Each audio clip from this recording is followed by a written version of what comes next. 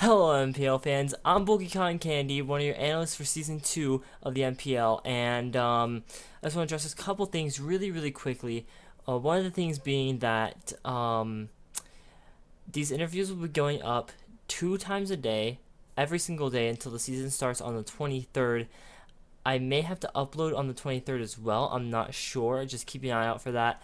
But also another issue, specifically with this interview, is that I am not able to sync up the audio to Daneki's video. I don't know why. I actually looked at the original file I got and the audio is desynced from the video.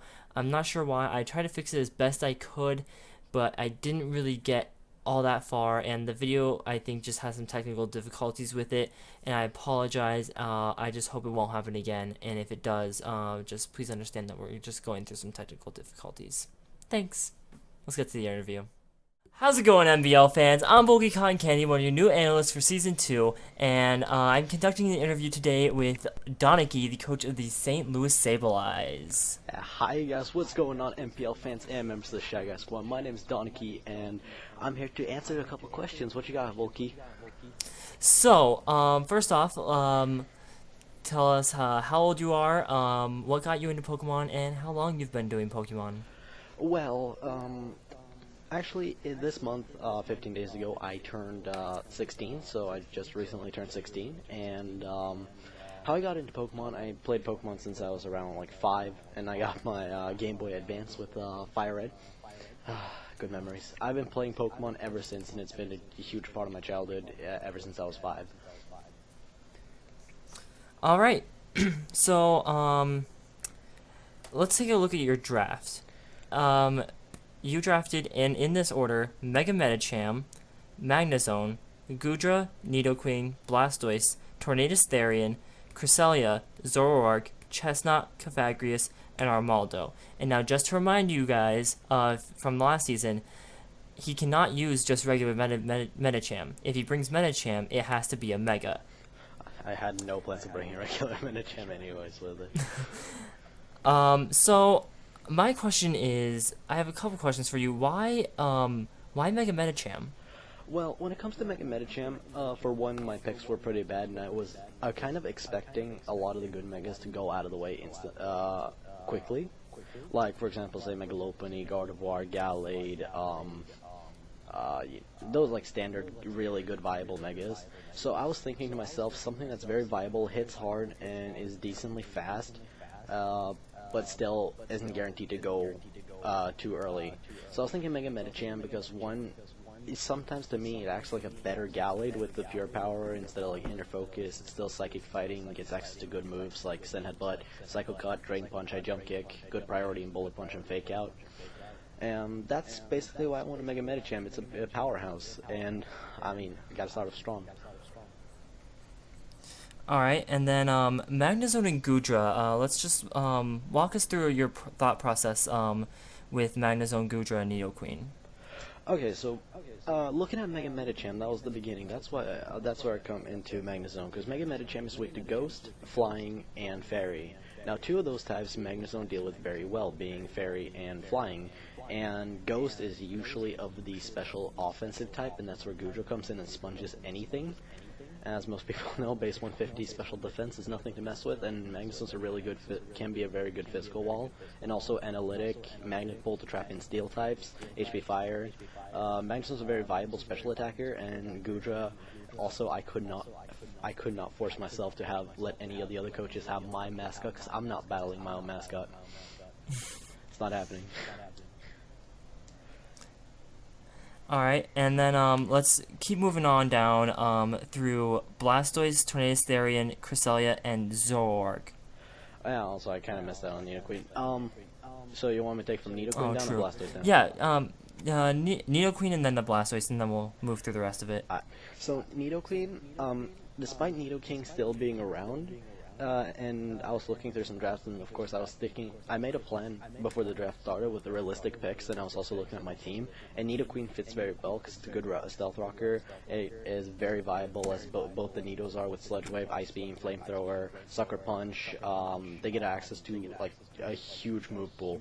It's insane how versatile the Nidos are, and I really wanted it. Of course, Sheer Force Life Orb hits like a truck.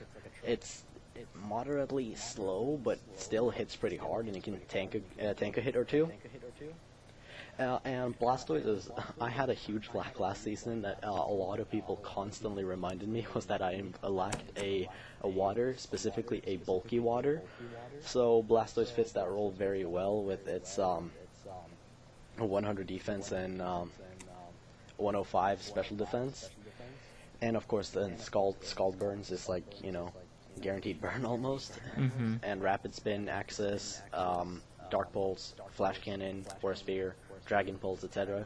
Blastoise is very viable. It can be offensive and defensive, and I kind of needed some tanks at the point. Alright, so now Tornadus, Therian, Cresselia, and Zork, just your thought process through that. Looking at my team from Blastoise, and looking through my entire draft plan, I lacked speed like crazy. Now, if there's one mon that is really fast, Tornadus Therian, base 121, it's not a whole lot of things that outspeed it. So Tornadus Therian is a very good mon for speed, and it also has Tailwind access to boost up the speed of the rest of my team. U-Turn Regenerator, Knockoff, Superpower, Hurricane. It's a very good mon, and luckily for me, Pokemon just did a breakdown of it, so extra bonus for me. But I got to see a lot of the things, or I know a lot of things that Zork or Tornadus is very good. What it's very good for, especially like it can be a wall with Assault Vest, or it can be very offensive with a Life Orb mixed attacker. So that was the main purpose for Tornadus. Cresselia, on the other hand, that was just pure up bulk. I needed a wall. I needed something that can stand on the field, sponge hit, and just basically be a very good support mon. Cresselia is, of course, one of the best walls in the game, arguably, together with, for example, Umbreon, the two Pokemon that never die. Oh my god. Yeah.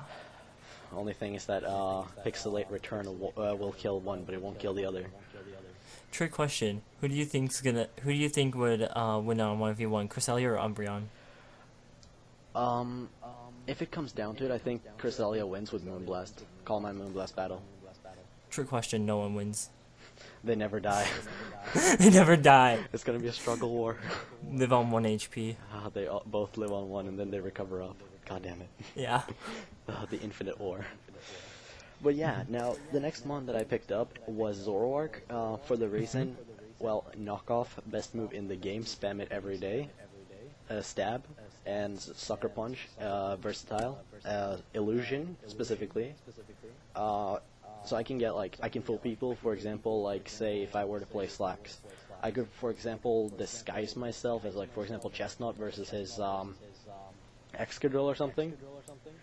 Go for a flamethrower and knock out Excadrill without any problems, with him thinking it was another mon.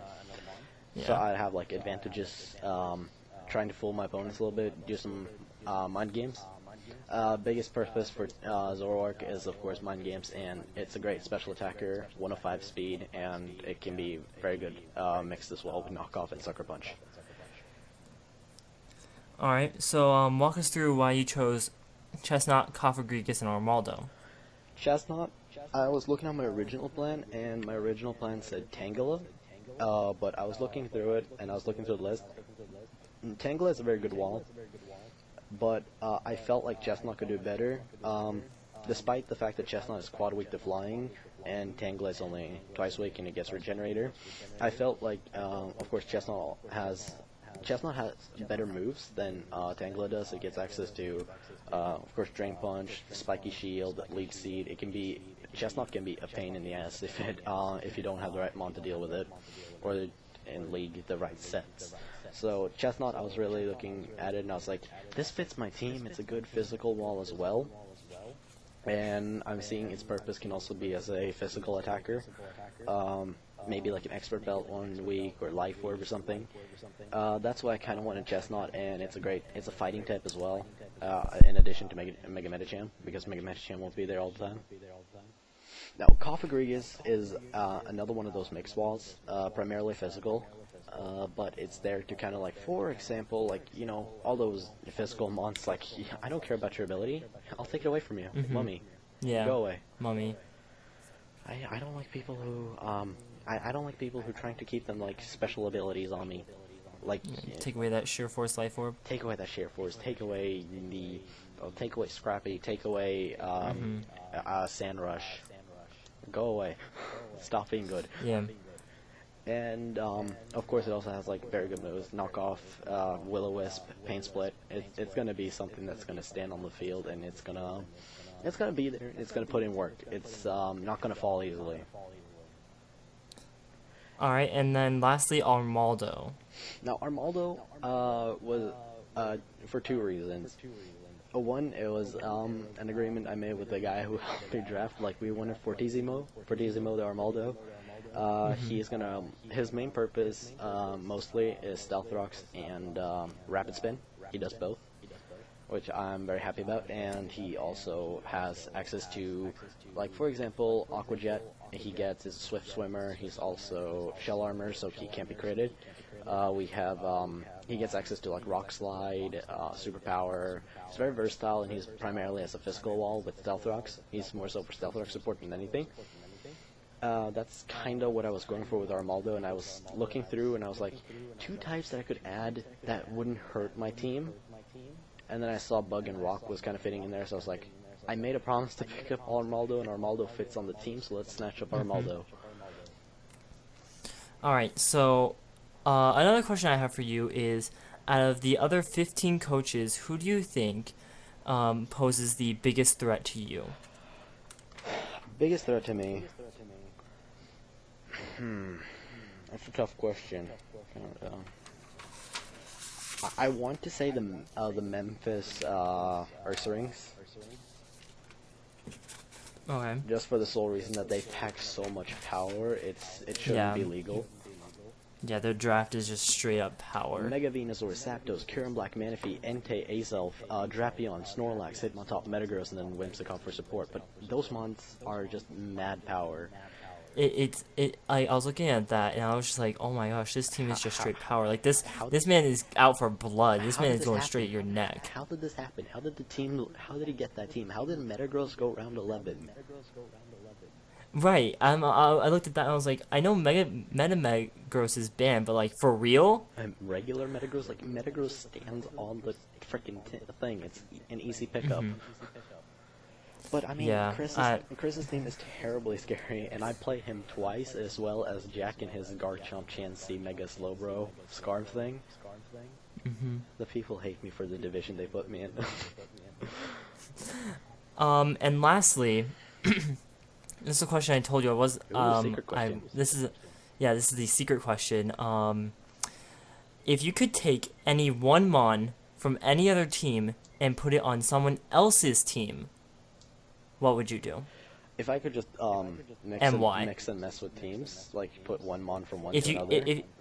If you could take, let's say, Mega Venusaur from the Memphis Ursaring and put it on the East Lansing Toxicroaks and replace Mega Alakazam, why would you do that? Okay, so let's have a little look around and see. This puts up an interesting scenario because I don't know which mon I would like to give to someone else. Let's see here. To be fair, I'd probably, if I wanted to mix it up a little bit, I would probably want to give the Houston Axews, swap out their Frostlass for the Dallas Daravia's Gothitelle. Ooh. And it would make an interesting scenario, especially for Slacks and his team, because Sand Rush plus Trapping, and of course the Scarf trick with Calm Mind and just set up and then take back the Scarf and sweep. I feel like, my personal opinion is that Gothitelle fits more on the Houston Axews team than the Dallas Daravias. I mean, no offense, Trip, but your team, like, if you look over it, it kind of looks shit. It's so weirdly drafted. It is a very interesting draft. Especially Alamole around 4. Right. It's a very interesting draft, but Trip, that's for a different time. You're gonna have a lot of questions. Yeah, that's for a different time. Anyways, thank you guys for coming out. Again, I'm BulkyCottonCandy, one of your analysts for Season 2, and Danekii is the coach of the St. Louis Sableyes, and we are really excited to start this season.